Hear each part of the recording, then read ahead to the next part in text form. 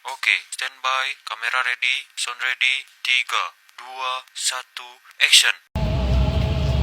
Hai teman-teman semua, saya Tika dan rekan-rekan saya ada Tio, Revi, Elisa, Jelita, Guido, Mario, dan Junito.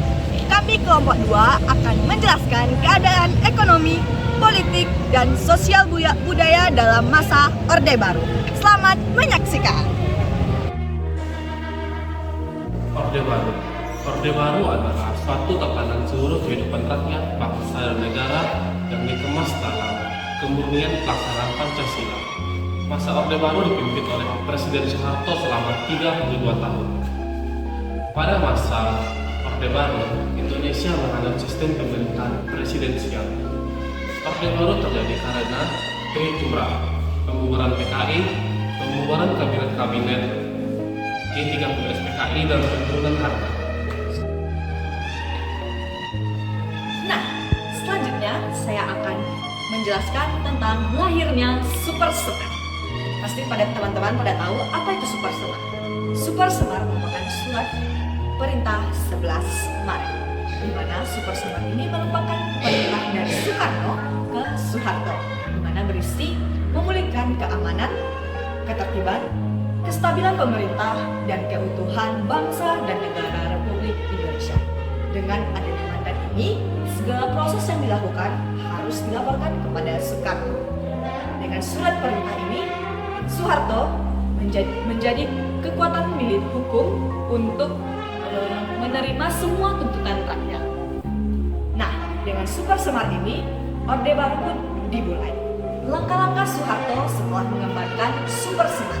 Yang pertama, Soeharto membubarkan PKI dan menyatakan organisasi PKI sebagai organisasi yang terlarang. Yang kedua, Soeharto mengamankan 15 menteri yang menjadi pokok permasalahan dari PKI. Yang ketiga, ia melantik 5 menteri koordinator atau Menko. Yang keempat, Soeharto membebaskan MPRS dan lembaga-lembaga lainnya dari unsur PKI dan menetapkan lembaga-lembaga tersebut tidak sesuai dengan Undang-Undang Dasar 1945.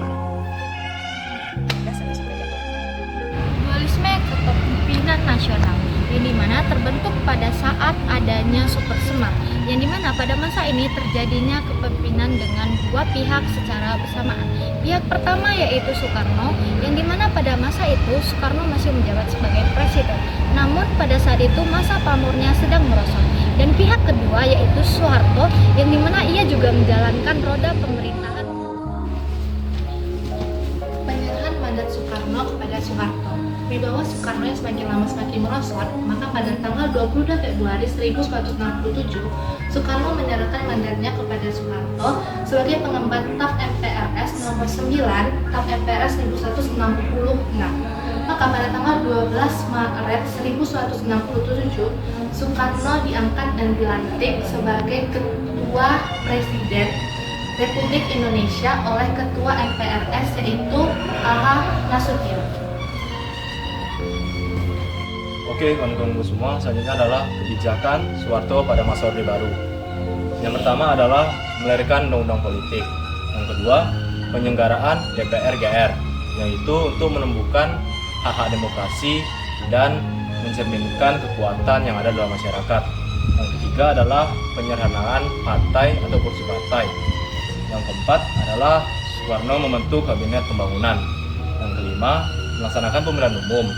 Soekarno pada masa Orde Baru melaksanakan pemilihan umum pada tahun 1971, 1977, 1982, 1987, 1992, dan 1997. Pada masa pemilihan ini, Partai Golkar yang mendominasi pemilihan. Selanjutnya adalah peran ABRI. Peran ABRI itu untuk menciptakan kestabilan politik dan memberi peran kepada ABRI, yaitu peran hamkan dan sosial. Selanjutnya adalah pedoman penghayatan dan pembangunan Pancasila. Soeharto mengemukakan pedoman penghayatan dan pengamalan Pancasila. Soeharto sangat menolak Pancasila sebagai asas tunggal yang merupakan pengkhianatan terhadap kehidupan berbangsa dan bernegara. Sekian.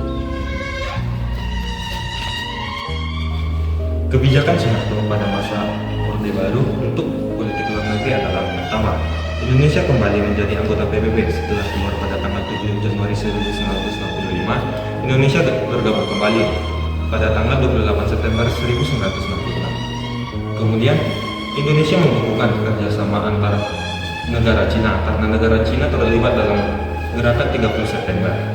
Yang ketiga, Indonesia mengakui kedaulatan Singapura.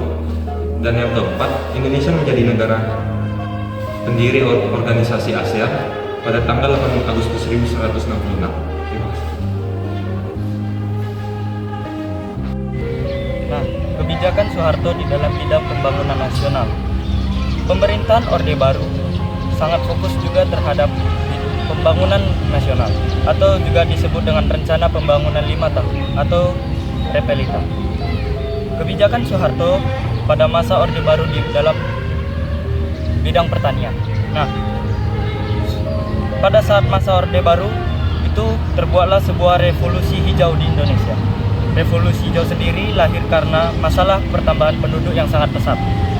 Revolusi hijau sendiri merupakan revolusi biji-bijian dari hasil penemuan bibit unggul dari berbagai varietas gandum, padi, dan jagung, yang membuat hasil panen komoditas tersebut meningkat di negara-negara berkembang.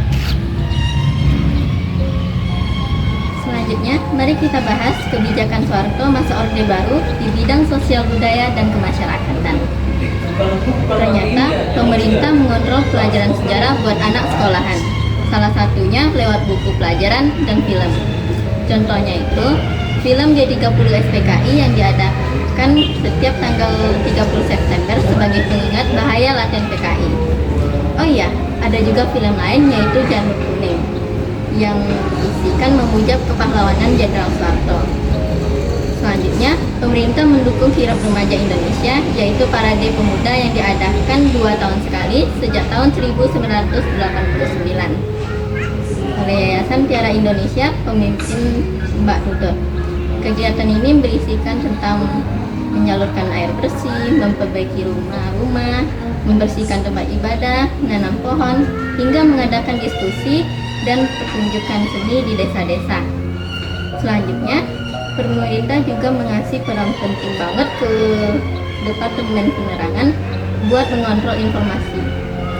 Terus, buat mengendalikan gerakan mahasiswa, mereka bikin aturan normalisasi kehidupan kampus atau yang biasa disingkat NKK, dan Badan Koordinasi Kemahasiswaan atau disingkat BKK.